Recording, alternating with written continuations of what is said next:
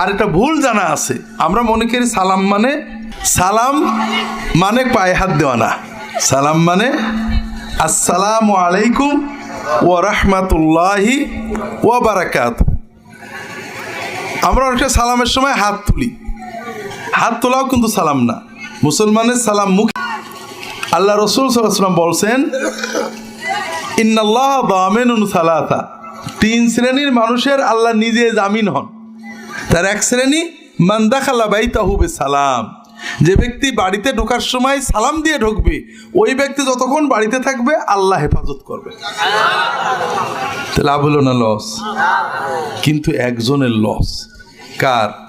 এই তো মাশাআল্লাহ, এই শয়তান এসে বলবে ছি ছি ছি ছি, বউকে কোনোদিন, স্বামীকে কোনোদিন কেউ সালাম দেয়? এটা লজ্জা বলে জিনিস আছে না? আচ্ছা, বউয়ের সাথে, স্বামীর সাথে এক রিক্সায় আমরা শ্বশুর বাড়ি যাই না, লজ্জা লাগে?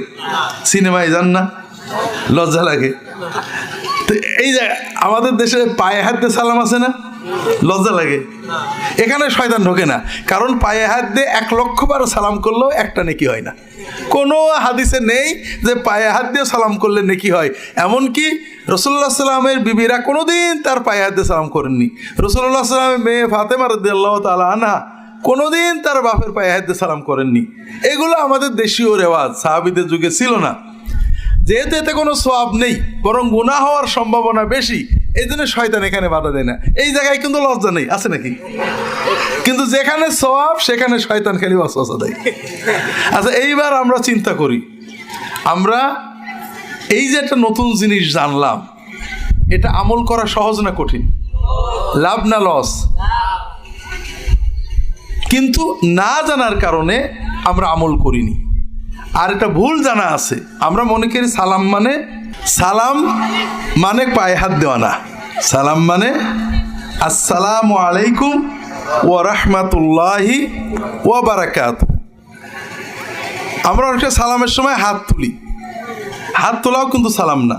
মুসলমানের সালাম মুখে। কথা বুঝতে পেরেছেন? একান্ত কেউ দূরে থাকলে ইশারা করে দেবে, কপালে হাত দেওয়া ঠিক না। কথা বুঝতে পেরেছেন? কপালটা তো আল্লাহর জন্য। কপাল কার জন্য? কপাল আল্লাহ ছাড়া কারো কাছে যাবে নাকি? যাবেও না, উঠবেও না। অন্য সব কিছু এই পর্যন্ত উঠবে, এখানে যাবে না। এটা কার? আল্লাহ। যত কিছু আছে মুখ পর্যন্ত। এমনকি পীর, মাশায়েখ, আলেম, উলামা চুমু, কপালে চুমু খান, হাতে চুমু খান। হযরত ফাতেমা রাদিয়াল্লাহু তাআলা আনহা তার আব্বার হাতে কপালে চুমু খেতেন। রাসূলুল্লাহ সাল্লাল্লাহু আলাইহি ওয়াসাল্লাম তার মেয়ের হাতে কপালে চুমু খেতেন। এগুলো সুন্নত, আদব। কিন্তু কপালটা কার জন্য? এই জায়গায় আর কিছু উঠবে না কিন্তু, খবরদার।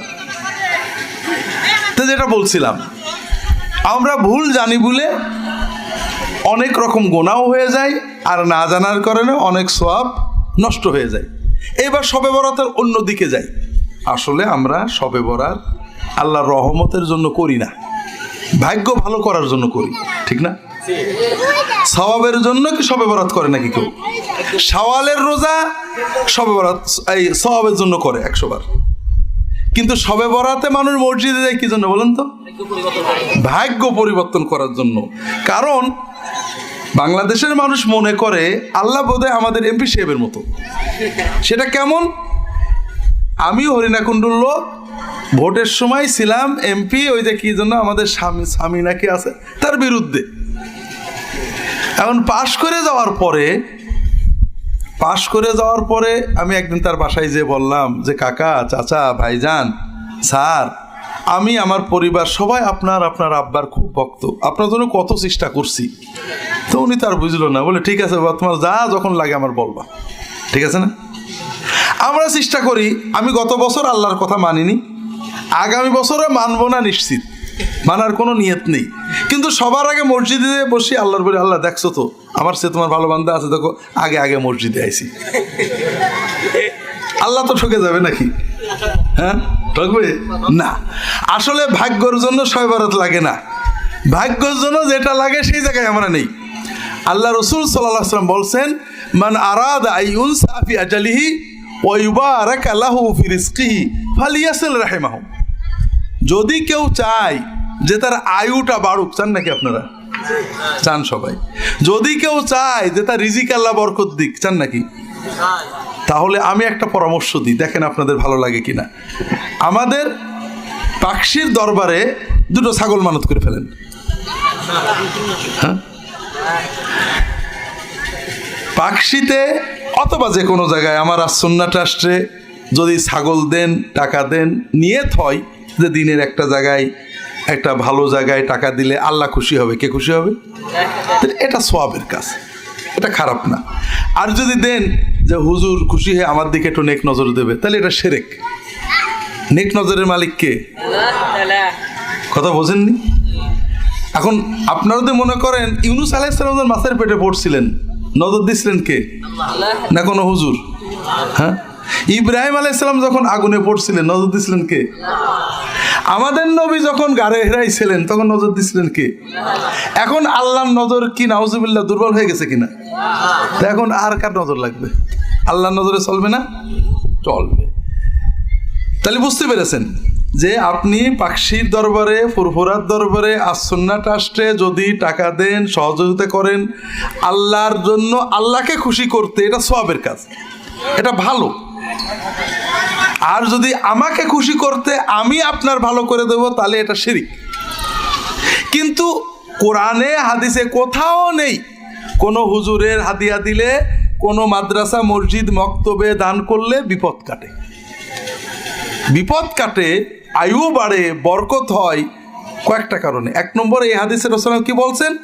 যদি তুমি চাও তোমার আয়ু বাড়ুক, যদি তুমি চাও তোমার রিজিক বাড়ুক, তাহলে পিতা মাতা, বাপ মা এবং বাবা মায়ের মাধ্যমে যে আমাদের আত্মীয়, রক্ত সম্পর্কের আত্মীয়, মামা, চাচা, খালা, ফুফু, আবতো ভাই, খালাতো ভাই, মামাতো ভাই, যদি কেউ তার বাবা মা এবং বাবা মায়ের মাধ্যমে পাওয়া রক্ত সম্পর্কের আত্মীয়দের আত্মীয়তা রক্ষা করে, বাবা মায়ের খেদমত করে, আল্লাহ তার আয়ু বাড়িয়ে দেবেন, রিজিকও বরকত দেবেন।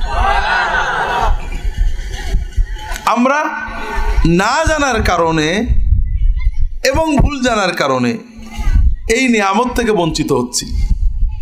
নিয়ামত থেকে বঞ্চিত হচ্ছি না, আল্লাহর গজবে পড়ছি। সেটা কি? আল্লাহ রসুল সাল্লাল্লাহু আলাইহি ওয়াসাল্লাম বলছেন, মা মিন যামবিন আজদারু আন ইউআজ্জিলাল্লাহু লাহুল ইকাবা ফিদ দুনিয়া মা মা ইয়াদখিরু লাহু ফিল আখিরাতি মিনাল খাতিয়াতি ওয়াল বাগি। আল্লাহ অধিকাংশ গুনার শাস্তি দেবেন আখিরাতে, দুনিয়ায় না। কিছু কিছু গুনার শাস্তি আল্লাহ দুনিয়ায় দেবেন, আখিরাতেও দেবেন। এগুলোর ভিতরে সবচেয়ে কঠিনতম গুনাহ হলো দুটো। একটা হলো পিতামাতা এবং পিতামাতার মাধ্যমে পাওয়া আত্মীয়দের সাথে সম্পর্ক নষ্ট করা। এর গজব আল্লাহ দুনিয়াও দেবেন, আখিরাতেও দেবেন। আর একটা হলো কারোর উপরে জুলুম করা, এর শাস্তি আল্লাহ দুনিয়ায়ও দেবেন, আখিরাতেও দেবেন। এখন আপনি যদি বাবা মায়ের সাথে খারাপ ব্যবহার করেন আর শবে বরাতে অনেক কাঁদেন, কোনো লাভ হবে? আপনি আপনার হাদিয়া, আপনি বিপদে পড়ে হাদিয়া নিয়ে আমার কাছে চলে গেলেন, কিন্তু বাবা মার কাছে গেলেন না, লাভ হবে? ইমানও যাবে, দুনিয়াও যাবে, আখিরাতও যাবে। আমার কাছে কেন যাবেন পরে বলবো, কিন্তু বরকতের জন্য, কল্যাণের জন্য, আয়ু বাড়ার জন্য, বিপদ কাটার জন্য কার কাছে যাইতে হবে? আল্লাহর কাছে চাইতে হবে। দুনিয়ায় হাদিয়া নিয়ে কার কাছে যাইতে হবে? হ্যাঁ, আসল বাবা, পাতানো বাবা না, দয়াল বাবা না, আসল বাবা। মানুষ বাবা কয়জন হয় আপনাদের ভাই? বাবা তো একজন হওয়া উচিত, তাই না? তো যেটা বলছিলাম, তাহলে আমরা জানি না বলে অনেক নিয়ামত থেকে বঞ্চিত হচ্ছে, ঠিক না? এইরকম আরো অনেক বিষয় আছে, আমরা জানি না তাই পালন করতে পারি না, অথবা ভুল জানি, জানি না অথবা ভুল জানি। এরকম না জানার কারণে আমাদের সমাজের মানুষ অনেকে নামাজ পড়েন না, আছে না নেই? তারা বলেন নামাজ না পড়লে কি হয়, ইমান ঠিক আছে। হ্যাঁ, শক্ত ইমান। তা আলহামদুলিল্লাহ, এই যে নামাজ না পড়লে ইমান ঠিক থাকে, এটা একটা ভুল জানা।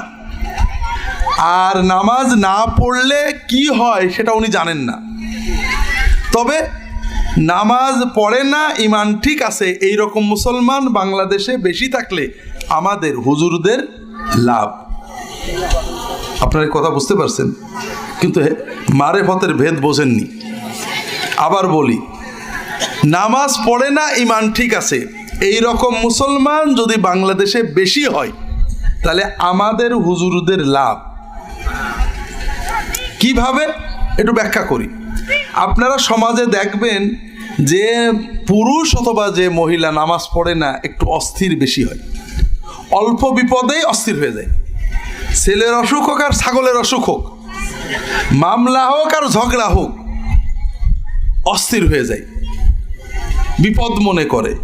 জ্বর জারি, মাথা ব্যথা, পেট ব্যথা, পায়খানা যাই হোক না কেন খুব ভয় পায়, অস্থির হয়ে যায়, মনে করে আল্লাহ হয়তো বিপদ কাটাতে পারবে, কিন্তু আল্লাহর কি করে ডাকতে হয় জানে না।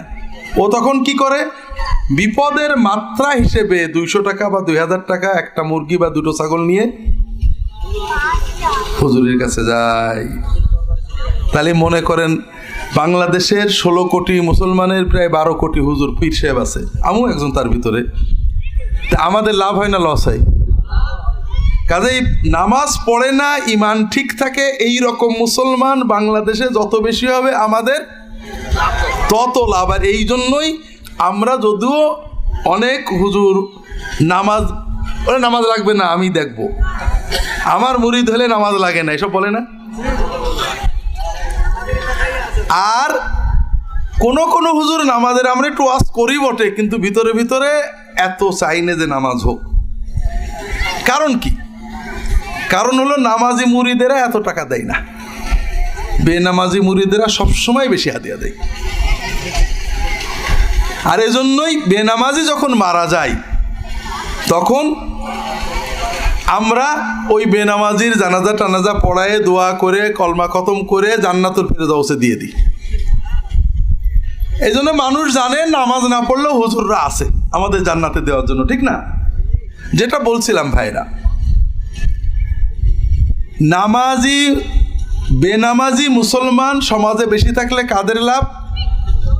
হুজুরদের। কিন্তু আপনাদের কি একটু বিবেচনা করেন, আপনাদের কিন্তু 16 আনাই লস।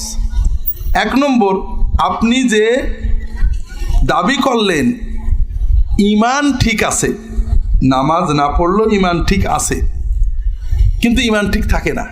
মনে করেন বাংলাদেশের আমরা ভোটের দেশ, বাংলাদেশ কিসের দেশ? গণতন্ত্রের দেশ। ভোট হবে হা না, নামাজ না পড়লে ইমান ঠিক থাকে হা, থাকে না।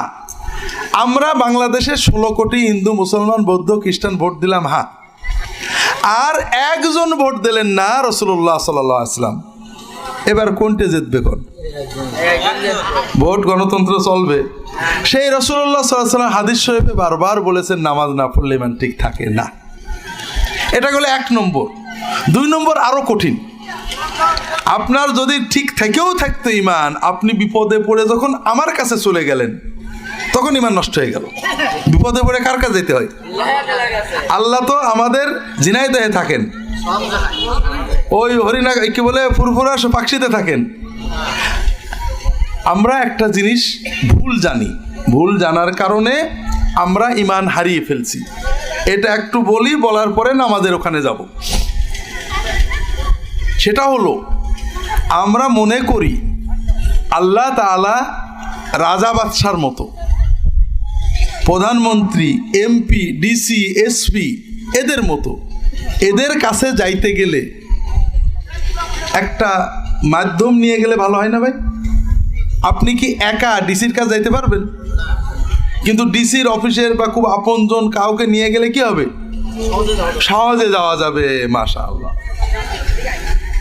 আল্লাহ তো সেরকম, আল্লাহর কাছে আমরা সরাসরি যাইতে পারবো? আল্লাহর একজন নেককার বান্দা নিয়ে গেলে সহজে যাওয়া যাবে, ঠিক না? হ্যাঁ, বিষয়টা আরো ভালো করে বুঝি, কথাটা ঠিক না ভুল।